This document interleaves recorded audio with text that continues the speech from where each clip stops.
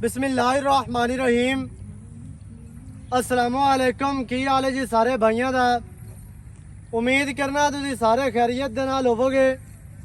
जिवें कि दोस्त जानते हैं डेली भाइयों वास्ते नवे तो नवे और अच्छे तो अच्छे मुख्तलिफ जानवरों दी वीडियो लैके हाजिर होने हैं। आज की वीडियो भी दोस्तों ने कि पहले झोटी विखानी है स्क्रीन पर तुहानू नजर आती पई है। माशाल्लाह झोटी दिहाड़े लैंदी है, 7 लै जावे, 8 लै जावे या 10 लै जावे, अल्लाह बेहतर जानता है। झोटी माशाल्लाह पहलन हो के बड़ा माशाल्लाह बड़ा आर्डर झोटी नू इंतहाई खूबसूरत चेहरा तुहानू नजर आंदा पिया। अक्खां सफेद चिड़ियाँ, बूथी माशाल्लाह बड़ी प्यारी, सिंगी बिल्कुल छोटी छोटी माशाल्लाह मोड़ के काठां वाली विच काठां दे रखी फिरदी है। और अक्खां चेक करनियां ने कितनियां सफेद, बूथी ते नाड़ा थलड़ा बोल सफेद माशाल्लाह। गर्दन झोटी दी चेक करनी है, अगलियां लत्तां वेख लैनियां ने, पिछलियां चेक करनियां ने माशाल्लाह कितनियां मजबूत लत्तां ने और तीर सिद्धियां मोटियां ते थम्मा वर्गियां माशाल्लाह। झोटी दी दुन्नी कोड़ी वेखनी है, माड़ी है लो पाई खली होने की वजह तो तुहानू दुन्नी दा बोझ नजर आंदा है, लेकिन अल्लाह दे हुक्म दे नाल दुन्नी झोटी नू नहीं है माशाल्लाह।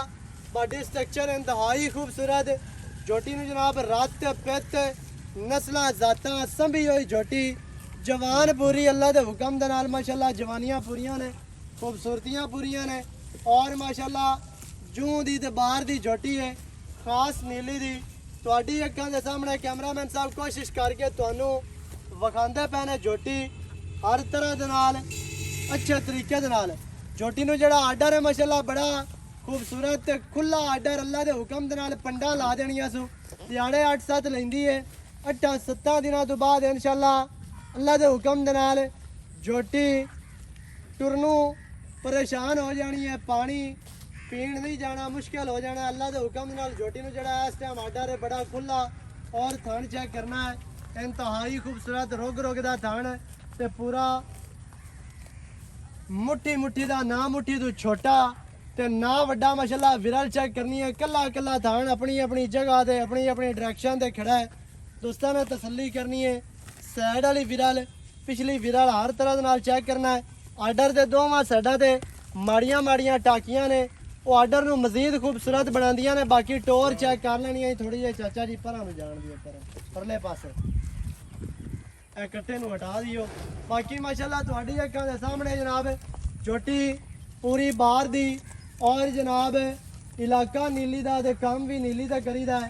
बाकी कोशिश साडी यही होंदी है कि दोस्तों नू जानवर अच्छे विखावीए, क्वालिटी वाले विखावीए अच्छे तरीके नाल। और रोज़ाना असीं कोशिश करने हैं कि तुहानू अच्छे तो अच्छे जानवरों दी वीडियो तुहाडे वास्ते लैके आने हैं, सफ़र करके मेहनत करके बाजनास के।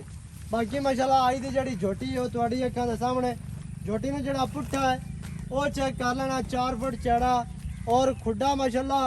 इंशाल्लाह सूक है जिहड़ी है झोटी वो खूबसूरत बन जानी है। बाकी तुहाडी अक्खां दे सामने झोटी नू जिहड़ी चमड़ी है वो अल्लाह दे हुक्म नाल रेशम वर्गी है। बाकी पूछ कितनी बरीक और चमका वर्गी है। थोड़ा जी आडा हो जी गल्लां करने सारियां मालकां दे नाल, भाई की इहदी गल है वो सारी डिटेल तुहानू लैके देने मालकां दी ज़बानी। वीडियो शुरू तो लैके एंड तक वेखनी है ताकि तुहानू हर चीज़ का पता चले। चाचा जी आओ। अस्सलाम वालेकुम। की हाल चाल है? सेहतां तबीयतां ठीक है ने? बस इत्थे ही रुक जाओ जी। आइदे आइदे तुसी वेखो जी। अच्छा की हाल चाल है? सेहतां तबीयतां ठीक है ने?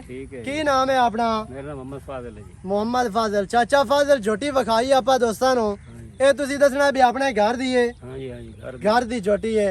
मां प्यो चंगा है सो? नस्ल जात वाली है? हां जी, हां जी, बड़ी। अच्छा ये कितने दिहाड़े लै जासी जी? ये को 10-12-14 लै जासी। 10-12 तो लै जासी, 14 ना ही कटे 10-12 पक्के। आ गर्मी की वजह तो या अगे पीछे को दिहाड़ी घटवध हो सकती, अल्लाह बेहतर जानता जी। एवें अच्छा दिहाड़े 8-10 लै जासी। बाकी थणा की गारंटी है या होने है पहलन आपां थण पास करवा के देना। अगा मालकां दा नसीब होना ये करे 12, ये करे 14, ये करे 16 किलो, लेकिन कोई 10-12 किलो दिती जासी।